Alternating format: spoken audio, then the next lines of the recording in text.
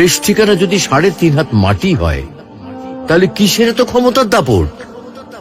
ভোর 5টায় মৃত্যু, সকাল 6টায় জানিয়ে দেওয়া হবে মাইকে, 8টায় শেষ গোসল করানো হবে, 9টায় তোমাকে নতুন কাপড়ে সাজানো হবে, জোহর নামাজের পরে তোমার আলিশান বাড়ি থেকে বের করে নিয়ে যাওয়া হবে, 2টায় তোমার জানাজার নামাজ পড়ানো হবে, 2:30টায় তোমাকে কবরে নামিয়ে ফেলা হবে।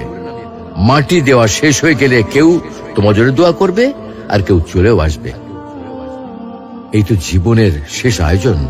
তো কিসের তো অহংকার, কিসের তো ক্ষমতার দাপট? হ্যাঁ, ক্ষমতা কারো জন্য চিরস্থায়ী নয়।